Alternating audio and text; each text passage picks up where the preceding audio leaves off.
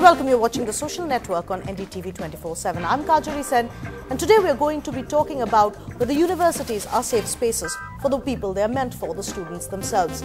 With the Law Interns blog, the latest one, pointing a clear finger at her college, the National University of Juridical Sciences, saying that she couldn't approach them because they at that point did not have a sexual harassment cell. Also, of course, the fact that the man who did allegedly sexually harass her was an honorary professor eventually at the same organization. It shows into sharp focus the issue that arises not just at NUJS but in universities across the country. We're going to talk about that, but first up, let's take a look at the big breaking story at this hour, which has been trending all over the internet. In a major relief for Narendra Modi, a Gujarat court today accepted a clean chit given to him in the 2002 communal violence in the state, rejecting a petition against the chief minister filed by Zakia Jafri, whose husband Ehsan Jafri was burnt alive during the riots. Mrs. Jafri had challenged the closure report of a Supreme Court appointed special investigation team that said that there was no prosecutable evidence against Mr. Modi. Today's 350-page verdict comes just as the BJP launches an aggressive Modi for Prime Minister campaign ahead of next year's national elections. They say the order has proved that propaganda cannot be a substitute for the truth. Zakia Jafri says that she is disappointed but not disheartened and vows to continue her fight.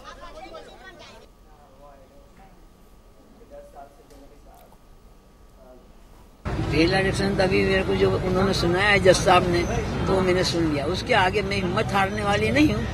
मैं बहुत कुछ करने में आगे जहाँ पर जाने का है मुझे, वहाँ पर मैं केस करूँगी। And Narendra Modi has tweeted, and it's a simple tweet. All Narendra Modi has to say in the wake of this is truth alone triumphs.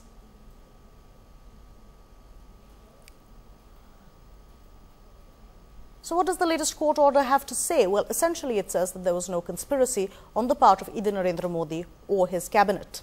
That is one of the key points that it focuses on, looking at the SIT's report. It also says that there was no delay on the chief minister's or the cabinet's part in calling in the army into the state. When it comes to the question marks about calls which were made among top leadership in the state, it says that there were no recordings of calls and interpretations have been made based on hypotheses, and that there is no proof that Narendra Modi made a controversial statement at a key meeting which took place on the 27th of February 2002. Another point that it took up was about dead bodies, saying that they were not being paraded. They had to, in fact, be brought from Godhra. And finally, and most significantly, they concurred with the special investigation team that Sanjeev Bhatt's credibility was questionable and that there was no evidence to prove that Sanjeev Bhatt was present at the Narendra Modi meeting. And meanwhile, there have been tweets which have been pretty much across the board, which have been taking place on Narendra Modi. Now, of course, the question mark which has been raised is about whether Snoopgate is going to be the new attack. And Arun Jaitley tweeted about it, saying that it's legally suspect and will be challenged in court, and that the cabinet decision to appoint a commission is violative of the federal structure. And what has Twitterverse been saying about the decision which has come out of the Ahmedabad court? Well, for example, one clear message which came out from the many Modi supporters on Twitter was that truth will always favour Shri Modi ji because he is innocent. The Gujarat riots a clean chit to Modi. Court rejects Zakia's plea. Meanwhile, there have been other people who've come in to say we are turning into a country of clean chits and Aston Martins. And a clean chit in India is like an MBA degree from IGNOU. Zakia by now should have known this. Now, there are also people who've said that Gujarat 2002 has seen most intense legal prosecution into any riots since 1947. Zakia Jafri's plea rejected. They failed to nail Narendra Modi. Rana Ayub saying Mrs. Zakia Jafri has fought a tough battle for the last 10 years, irrespective of the ruling on her petition, convinced there will be justice. Popatlal tweeting, the cause of justice has been failed again. Will justice ever be done? And many, many other tweets coming in. So that's the top story, but let's now talk about our main discussion today, which is when it comes to the issue of sexual harassment, our students who are deeply vulnerable to this being failed by those who should protect them, and that, of course, is universities. Joining us now are Shamnad Bashir, Professor at the National University of Juridical Sciences. We also have DU Professor Albina Shakil, who's joining us in studio. Shamnad, let me start with you. We know now that there have been several professors at NUJS who put together a blog, a petition asking that Justice Ganguly be removed as an honorary professor from the university. But when you think of the students' blog that she put up just a couple of days ago, rebutting Justice Ganguly's allegations, she said she couldn't approach the authorities at NUJS because NUJS at that point didn't have a sexual harassment cell. Do you think that the university superstructure woke up too late?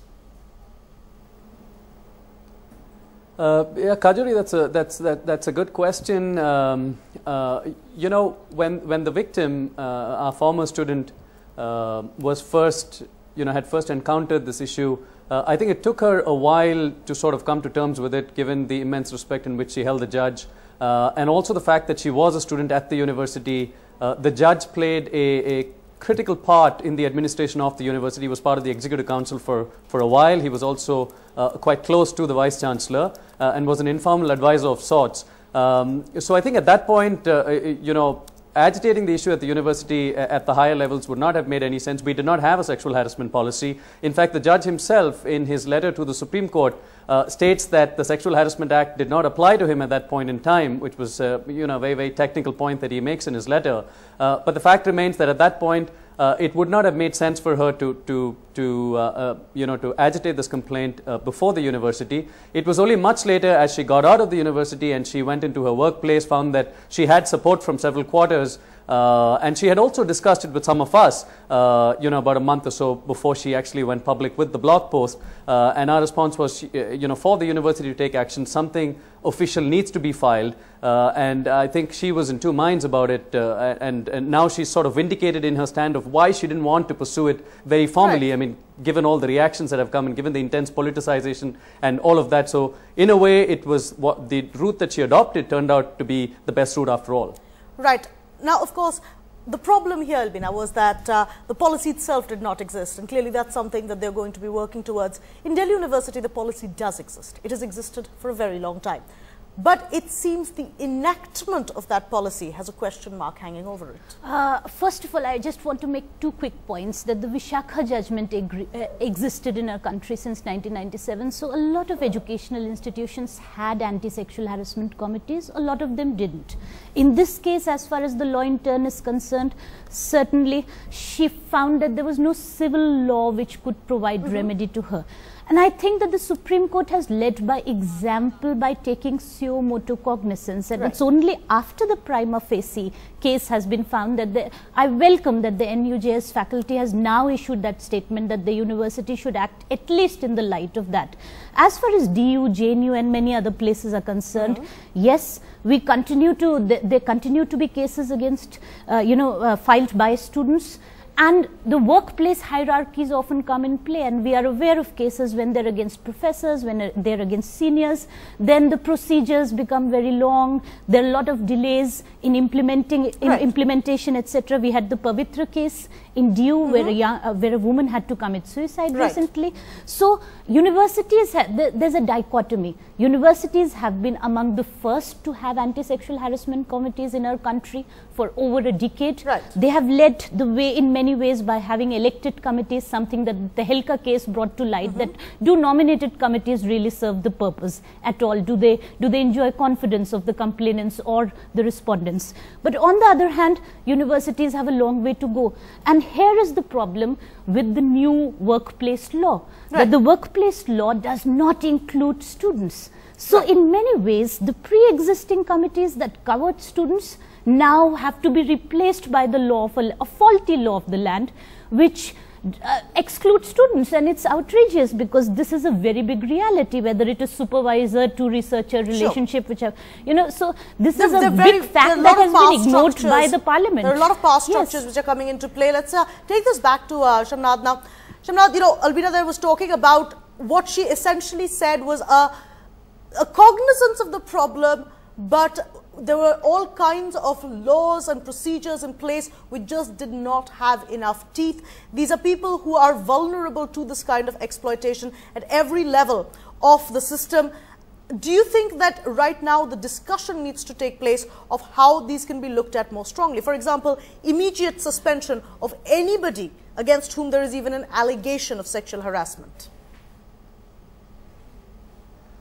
Yeah, Kajori, I mean, I think we need to also step back and ask, is it enough to merely rely on the law in such cases when there's a social norm or a cultural norm? And I see it a lot as I speak to a number of people in the legal profession.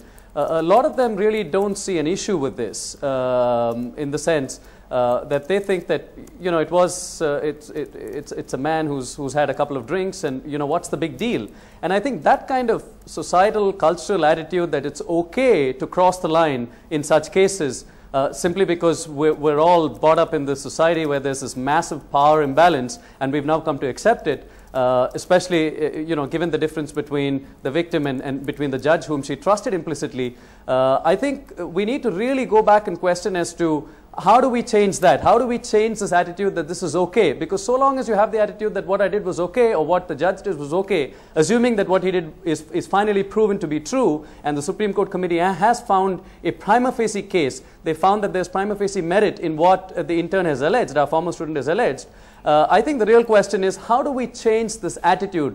Merely having a law in place, because the law can be rigged, as we all know, right, procedurally, and you know, a lot of technicalities can be raised. But till we actually erase this attitude that it's okay for men to do this, to invade this personal space, and to put students and girls at risk in this sort of manner, I don't think we're really going to solve the issue.